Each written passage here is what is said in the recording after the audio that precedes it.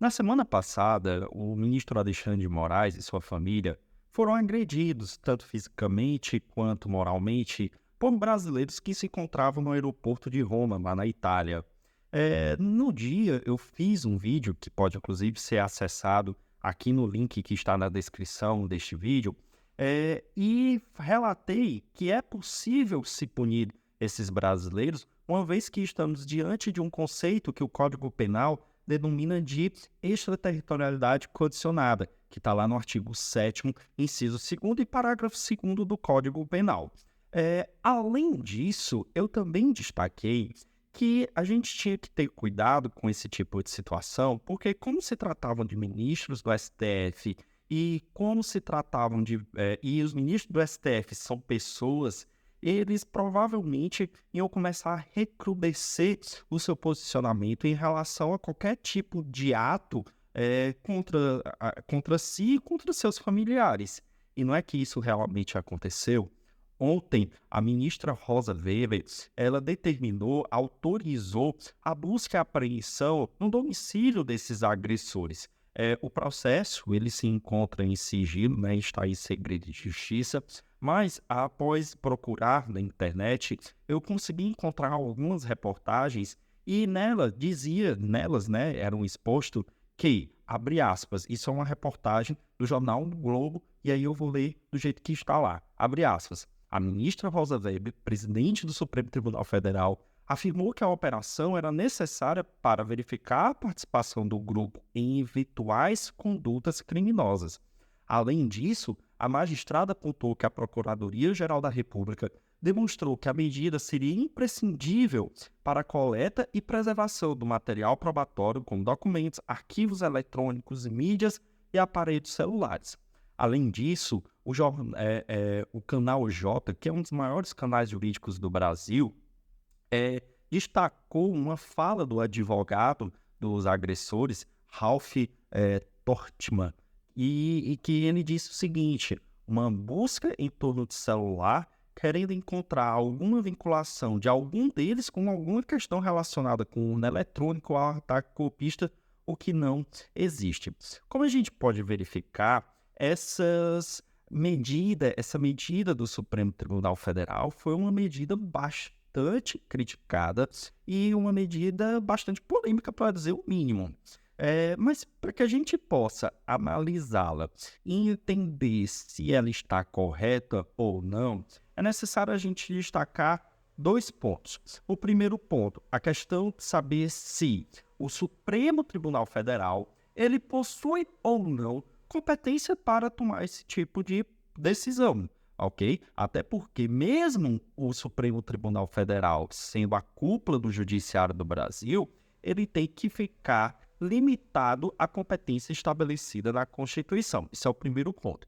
O segundo ponto é em relação ao que a doutrina chama de pescaria probatória. Será que essa busca e apreensão ela realmente era necessária ou foi uma forma de se buscar mais provas para punir de uma forma mais grave ainda essas pessoas que agrediram o ministro Alexandre de Moraes e sua família? É, mas antes de eu analisar esses dois pontos, eu queria pedir para vocês se inscrevam aqui no meu canal, comentem e dê um like, porque isso ajuda muito e possibilita que eu traga mais vídeos, mais informações relativas ao direito penal e ao processo penal.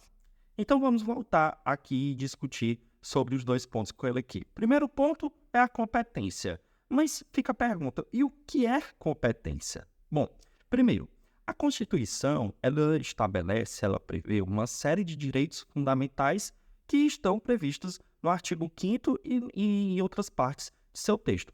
E para que haja qualquer violação, qualquer mitigação a qualquer desses direitos fundamentais, é necessário que, em regra, exista uma previsão legal e que também tenha uma ordem judicial. Isso, por exemplo, é o que está previsto lá no artigo 5º, inciso 54 da Constituição, que diz que ninguém terá violado sua liberdade ou então seus bens sem um devido processo legal. Então, a gente precisa ter uma previsão legal, a gente precisa ter um procedimento que viabilize isso e a gente precisa também ter uma ordem judicial. Mas aí fica a pergunta, quem seria esse juiz? Bom, tem que ser um juiz que primeiro ele tenha competência e que tenha imparcialidade. O que é que eu quero dizer um juiz que tenha imparcialidade? Quer dizer que um juiz que não tenha posições ideológicas, quer dizer um juiz que não se compromete com nenhuma ideologia? Não, até porque é impossível que exista um juiz neutro. Todo e qualquer magistrado, ele possui seus posicionamentos, seja religioso, seja ideológico. Então, o que a gente quer, o que a Constituição, melhor dizendo, ela procura, é que seja um juiz cujas decisões elas estejam amparadas na legislação e não visem beneficiar inadequadamente qualquer uma das partes, ou até mesmo assim, porque um juiz ele pode tomar uma decisão que o beneficie. Isso aí é totalmente possível. Então, eu tenho que ter um juiz imparcial. Quais foram os mecanismos que a Constituição estabeleceu para que fosse garantido um juiz imparcial? Primeiro, ela vetou a possibilidade de tribunais de exceção. É por isso que todo órgão jurisdicional é previsto na Constituição. Basta a gente ir lá no artigo 92, que vem dizendo quais são os órgãos jurisdicionais, quais são os órgãos do Poder Judiciário.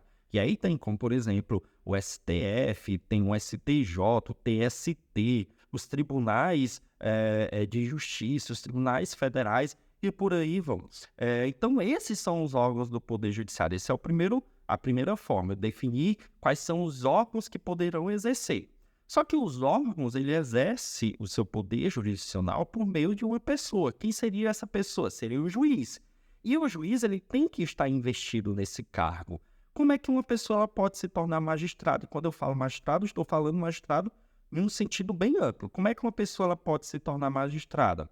Ela pode se tornar magistrada tanto por concurso público, que aí se a gente chama magistrado de primeira instância, né, os concursos para juiz federal, os concursos para juiz estadual, concurso para juiz do trabalho, como também ela pode se tornar magistrado por meio de nomeações. Por exemplo, os ministros do STF, vários deles nunca exerceram a judicatura, sempre exerceram a advocacia, foram do Ministério Público, como, por exemplo, o Alexandre de Moraes.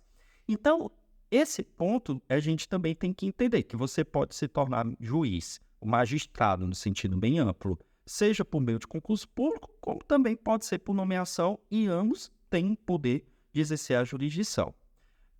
Só que você ter os órgãos e você ter o juiz também não é suficiente para garantir a imparcialidade. O que é necessário? Que eu delimite a atuação de cada um deles.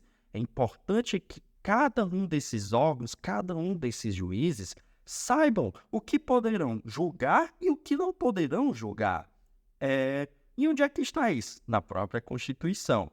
Por exemplo, quando a gente abre o artigo 102 da Constituição Federal, lá vem sendo traçado a competência do Supremo Tribunal Federal. E lá diz em quais são os casos que o Supremo Tribunal Federal poderá julgar ações criminais. Então, por exemplo, crimes comuns praticados pelo presidente da República, os crimes praticados por deputados federais.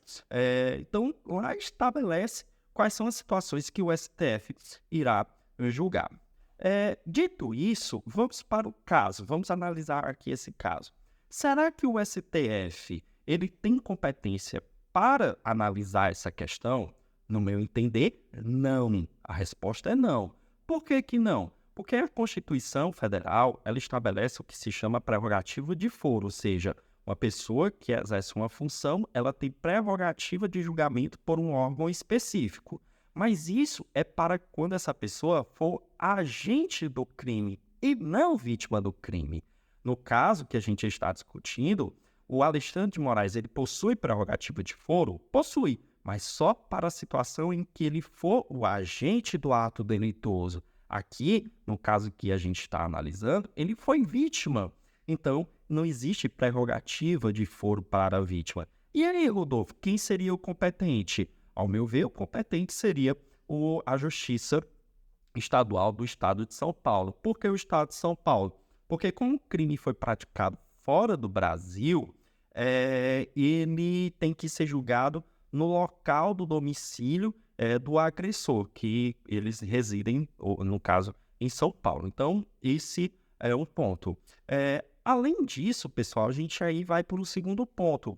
Qual é o segundo ponto? O que é que ele estabelece no segundo? O que é que eu estabeleci aqui no segundo ponto? É a medida de busca e apreensão que foi decretada pela ministra Rosa Weber. Ao meu ver, essa medida ela foi totalmente desproporcional e desarrazoada, uma vez que os crimes praticados, supostamente praticados pelos agressores, é de injúria e de ameaça, que são crimes de menor potencial ofensivo e que iam ser julgados pelo juizado especial criminal. Ou seja, são crimes tão pequenos, são crimes cujas penas são tão pequenas que o juizado especial ia solucionar isso de uma forma mais célere. Eu, particularmente, nunca vi uma busca e apreensão para delitos de menor potencial ofensivo, justamente por conta da sua baixa ofensividade e de sua baixa complexidade, que inclusive não se compactua. Quando a gente analisa a reportagem e analisa com cuidado a descrição, a decisão da ministra Rosa Weber, a gente vê que há uma tentativa de buscar mais coisas para responsabilizar os agressores. Ao meu ver, isso é uma medida totalmente desarrazoada, inclusive vai até contra a jurisprudência do próprio Supremo Tribunal Federal. Porque quando você decreta um mandado de busca e apreensão, você já tem indícios, você tem dados concretos, porque isso é uma medida cautelar. E o próprio Código de Processo Penal, ele diz que tem que se fundamentar em questões concretas.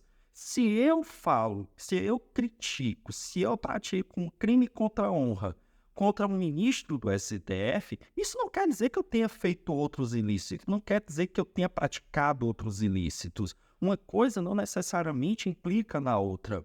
Então, ao meu ver, isso foi uma forma de o STF dar um recado, os ministros do STF darem um recado àqueles que pretendem de alguma forma ofender, que pretendem de alguma forma agredir os integrantes da corte ou os seus familiares. Só que isso, infelizmente, está comprometendo a Constituição e também a legislação. E vocês? O que é que vocês acham? Vocês concordam com o que eu disse aqui? Comentem aqui e digam o posicionamento de vocês, tá bom? Então, um abraço, até a próxima polêmica e fiquem com Deus.